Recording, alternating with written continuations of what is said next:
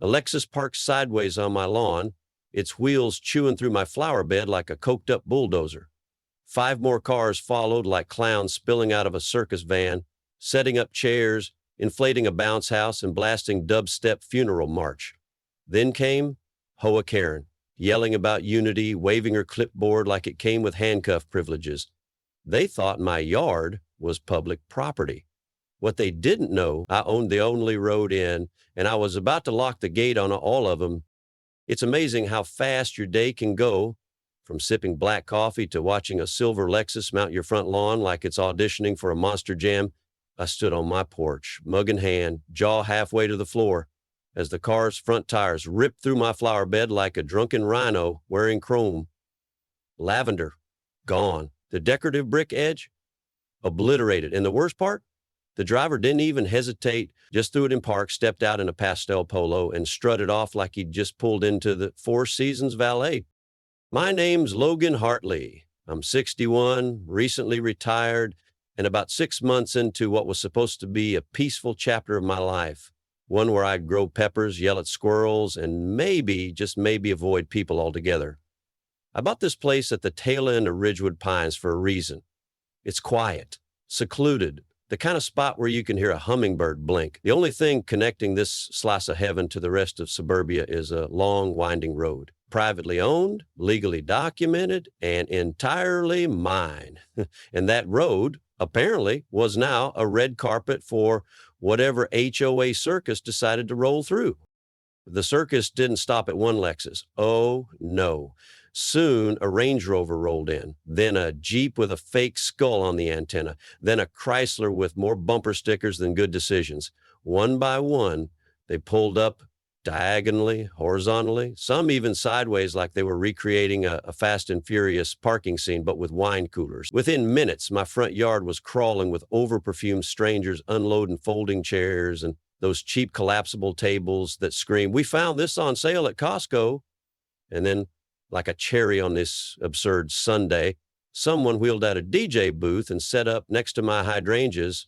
The speakers coughed to life, and what did they play first? A remix of Funeral March. I wish I were kidding. It blared like a goth wedding just broke out next to my garage. I didn't move. Not at first. I just stood there, wondering if this was real life or some HOA-themed episode of Punk'd. A kid sprinted past dragging a streamer across my porch, knocking my coffee out of my hand.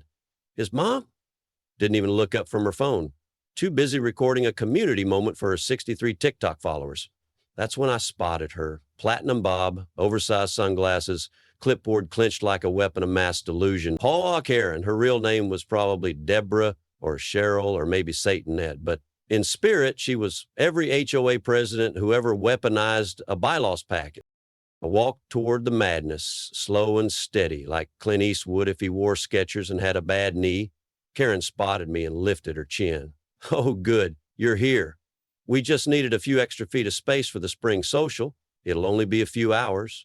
I looked at the bounce house inflating near my garage, the DJ now transitioning into dubstep, and the man urinating into my rose bushes because apparently porta potties were optional in this HOA's version of civilization. And that's when it hit me. No one asked, no one emailed, no one even knocked on my door. They just showed up, like my lawn came with a public use permit. But I wasn't about to yell or threaten or call the cops. No, I had something better. A land deed, a scanned easement agreement, and 4 cameras recording everything in glorious 180p. She marched toward me like she was leading a military parade. Kickboard, front and center, heels stabbing the grass with purpose. Her platinum bob shimmered in the sun like a helmet, and those sunglasses, big enough to block a solar flare. "Excuse me," she said, voice like someone permanently offended by lukewarm wine. "You're blocking the community parking lot." I blinked. "Community what now?" She jabbed the air with her pen. "This area, the lawn. We sent an email last week. Ridgewood Pines Spring Social, it's all in the notice." I looked around at the chaos. Kids running, speakers thumping. Somebody had set up a cotton candy machine under my oak tree. And then back at her. "Ma'am, this isn't a parking lot. This is my front yard. And you're standing on the final resting place of 12 very innocent tulips." She didn't flinch. "Logan, right, look, we're just using it for a few hours. The neighborhood needs this kind of unity. It's good for morale. A toddler shrieked nearby, launching half a slice of white bread straight at my dog, who, bless his heart, just stood there wondering what he did to deserve this. Karen turned as if on cue, smiling like a cruise director addressing her guests. It's all part of the Ridgewood Pines experience, bringing people together, one backyard at a time. Meanwhile, a woman in yoga pants was live streaming near my porch, narrating like a wildlife documentary. And here we see the elusive homeowner, startled, possibly territorial. I stared at her and she just waved. My dog tried to eat the bread. I stopped him and said, "Lady, can you not film my house?" She smiled. "It's just for the HOA Instagram, hashtag community vibes." I turned back to Karen, trying to keep my blood pressure below volcanic levels. "Let me get this straight. You all decided to host a block party on land you don't own because you think forwarding a badly formatted email makes it legal?" She squinted at me. "You live on HOA land, sir." "No, ma'am. I own this land. The HOA just uses my road because I let them." Let. Past tense is about to be very relevant. And she snorted. "You're being difficult." I nodded. "And you're trespassing." She crossed her arms. "Well, you could have just replied to the email." I laughed, a short, dry sound. "I didn't read it. HOA emails go straight to spam. But don't worry, I'm about to send you one that comes with the judge's signature." She raised an eyebrow. "What are you talking about?" "A little thing called a cease and desist, and maybe, just maybe, a formal complaint for unauthorized land use. That'll be real good for community morale." Behind her, a man dropped a cooler on my walkway and cracked open a beer like he was tailgating a football game. Karen tried to pivot, but it was too late. I'd seen enough. The bounce house was half inflated and wobbling like a jellyfish with asthma, kids already jumping on it, cords snaking across my hydrangeas. A car was parked so deep in my yard, it could qualify for a garden gnome's guest house. I took one more look at my poor tulips, crushed under someone's beach chair, and said to myself, quietly, "They're gonna regret this. Oh boy, are they gonna regret this." I don't consider myself a paranoid man, but when your lawn turns into Coachella without an invite, something tells you to double-check the paperwork. So that night, while the last of the party trash fluttered across my driveway like sad confetti, I logged into the county's property records website. I'd only planned to grab a copy of the easement agreement. What I found instead nearly made me spill my leftover chili. There it was, a schematic from 2 years ago, submitted by none other than the Ridgewood Pines HOA, complete with lines, overlays, and a big bold label, Community Green Space. Only it wasn't green space. It was my front lawn, my flower beds, and yes, my garage. They'd redrawn the parcel boundaries like a kid with a crayon and a God complex. My name wasn't even on it. The whole thing was filed as part of a zoning variance for a future community center. Spoiler alert, that center never happened, but the map, it stayed, quietly slipped into annual reports, used as justification for budget lines, party planning, and now apparently DJ booths. I picked up the phone and called Marissa Tran, my attorney and longtime friend, who has the patience of a saint and the legal instincts of a hawk with a law degree. She answered on the second ring. "Let me guess," she said. "They used your land again." "Worse," I said. "They stole it. On paper." I forwarded her the documents, and within 10 minutes, she called me back. "Logan, this isn't just overreach. This is misrepresentation. If they've used this map to secure funding or host events, they're in hot water." I walked outside with a flashlight and checked the lawn like a crime scene investigator. Sure enough, tire ruts, oil stains, and a rainbow of plastic party trash still littered the grass. But that wasn't the worst part. When I pulled up the footage from my driveway cameras, I caught something better than any confession. Karen, our very own Platinum General, standing next to the DJ guy, pointing toward my garage with all the grace of a traffic cop in a caffeine spiral. She was directing where to set up the booth. Clear as day. I zoomed in, paused the frame, and smiled. That little pixelated finger was about to become my favorite piece of evidence. The next morning, Marisa sent me a list of what to collect: timestamps, photos of physical damage, a copy of the original plat map, and a sworn statement outlining misuse of private property. She also added, "And check the tax filings. If they've been reporting your land as shared HOA property, That's fraud. I did just that, and guess what? Buried in the HOA's budget disclosures was a line item labeled Green Space Event Allocation Parcel C. That was me. Partial C was my line. I leaned back in my chair, rubbing my forehead. They didn't just accidentally stretch a table too far over a property line. No, this wasn't sloppy. This was strategy. You think they just misread a boundary? No, they planned it down to the DJ booth and the bounce house. And now I had proof, photos, documents, footage, and a lawyer who smelled blood. This wasn't just a backyard squabble anymore. This was turning into something much bigger, something with consequences. I wasn't just defending tulips now. I was defending the idea that you can't redraw someone else's land with a few dashed lines in a fancy PDF. By the next morning, my dining table looked like the war room of a paranoid librarian. 3 printed plat maps, 4 color-coded folders, a dozen USB sticks labeled with camera dates, and a spreadsheet I hadn't used since I filed taxes in 2014. I'd spent all night gathering footage, including one glorious shot of a guy in board shorts dumping the remains of a 6-pack into my azalea bed like he was blessing it for summer. At one point, the camera even caught a teenage girl using my hose to rinse her feet, laughing while someone filmed it like a shampoo commercial. I sent the entire package to Marissa. 5 minutes later, she replied with 2 words, "Oh, hell."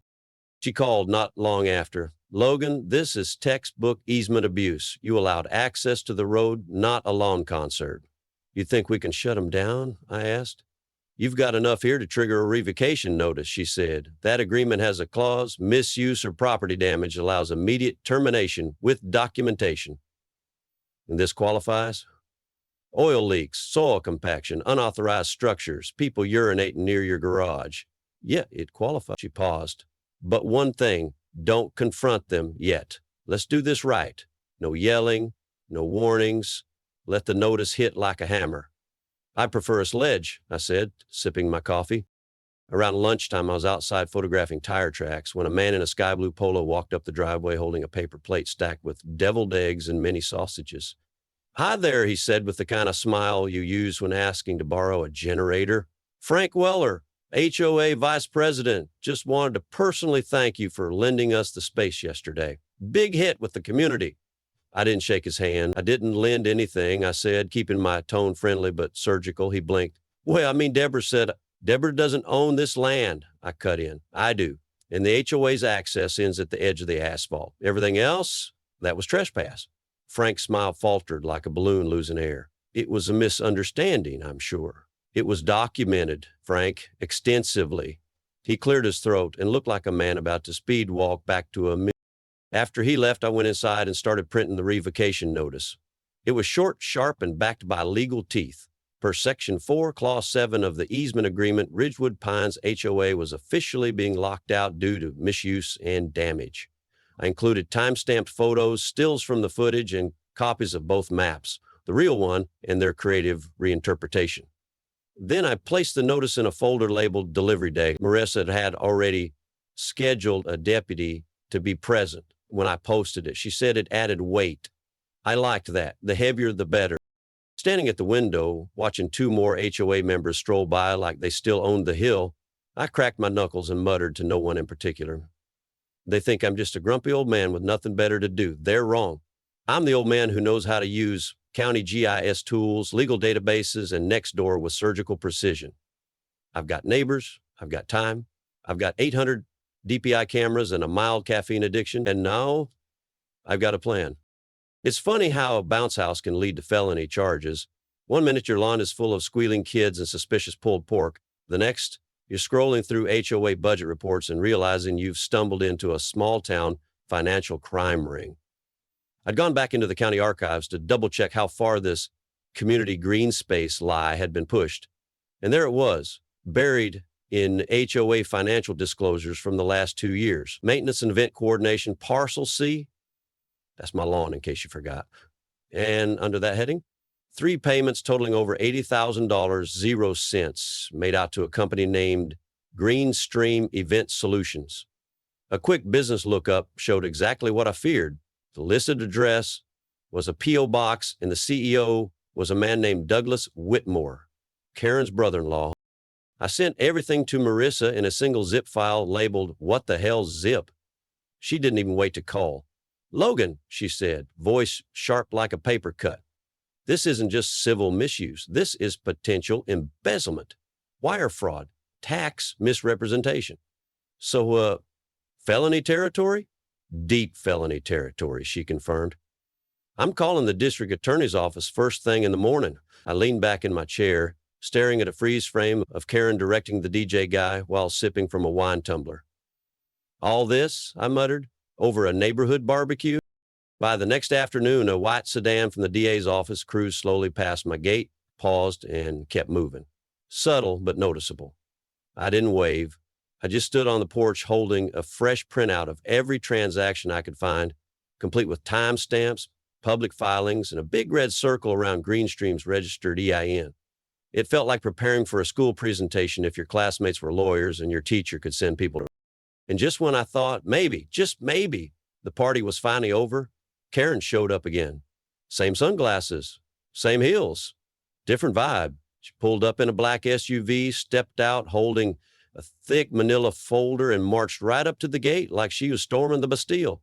"Logan," she said with the overly sweet tone of someone who just lost control but refuses to admit it, "this has gone too far." You mean the part where your HOA misused private land, forged a zoning map, and funneled 80 grand into your brother-in-law's mailbox? "That's unproven," she snapped, "and irrelevant." "Not to the DA's office," I said, and nodded toward the hill. "They drove by earlier. Lovely car. Very government." She slapped the folder onto my mailbox.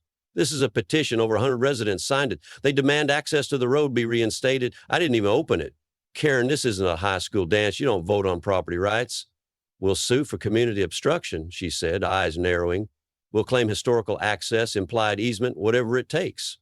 I smiled. Not smug, just ready. Good, because I've documented every violation, every dollar misused, and every time someone parked on my begonias. Her voice raised, but mine stayed even. "You want to play legal games? I brought the board, and the rule book, and snacks." She stormed off, huffing about injustice and unreasonable landowners, but this time she didn't look invincible. She looked cornered. And as I watched her SUV disappear down the road, I said it out loud, not for her, but for me. "You think it's over? Not even close. This story's just getting started." At precisely 9:00 a.m., with the crisp morning breeze and the smell of revenge lingering like fresh malts, I locked the main gate across Ridgewood Pine's only access road. The chain clicked shut with a satisfying finality, and right above it I posted a laminated sign, bold black letters on glaring neon orange, PREH, Property Requests, New Agreement. Below that was my lawyer's contact info, a QR code linking to the original plat map, and a photo of my lawn. Pre-party, pre-bounce house, pre-barbecue stains, for comparison, of course. The reaction was immediate. Residents who normally drove by with coffee and Bluetooth earpieces suddenly stopped dead, eyes wide, confused. A line formed at the gate by noon, minivans idling, golf carts circling like buzzards. And then it happened. In emergency HOA meetings. Not in their fancy clubhouse that was under city audit, but in the makeshift parking lot outside the gate, folding chairs hastily arranged under pop-up tents like some kind of garage sale of shame. And on the layout, Karen arrived in a storm, power walking in low heels and war paint, a clipboard gripped like a battle axe. "This is outrageous," she shouted. "Logan Hartley is holding the community hostage." I watched from my porch, arms crossed, coffee in hand, like a grandpa spectating a school play gone wrong. People were murmuring, pointing at phones, whispering about the documents, the zoning fraud, the DA inquiries. It was unraveling faster than a discount sweater in a dryer. Then came the best part. A beige city car pulled up and parked near the gate. Out stepped a woman in a navy blue blazer and a badge hanging from a lanyard. "Assistant City Attorney Melissa Cole," she said, projecting over the HOA crowd like a kindergarten teacher on her third cup of espresso. Karen immediately marched up to her. "This man is denying access to an entire community. This is illegal." Cole didn't flinch. She pulled a file from her briefcase, flipped it open, and calmly said, Miss Whitmore, you signed the zoning variance application 2 years ago, the one with the redrawn map. Karen blinked. That map was provisional. No, Cole said, voice firm. It was fraudulent, and your use of it triggered this revocation under state property code. Few audible gasps. A man in a golf visor stood up and shouted, "Wait, you mean she forged that thing?" Another woman yelled, "We paid dues for this." Then chaos. Residents arguing, pointing fingers, accusing each other of knowing, not knowing, covering up. The DJ, who apparently hadn't been informed of the HOA's legal downfall, tried to lighten the mood with Sweet Caroline, but someone unplugged his booth mid-back. He started packing cables, muttering something about never trusting a suburban woman with a clipboard again. As Karen sputtered and tried to regain control, her voice cracking under the weight of public embarrassment, I stepped back inside my house just for a moment. I didn't need to say anything else, not yet. The crowd was doing it for me.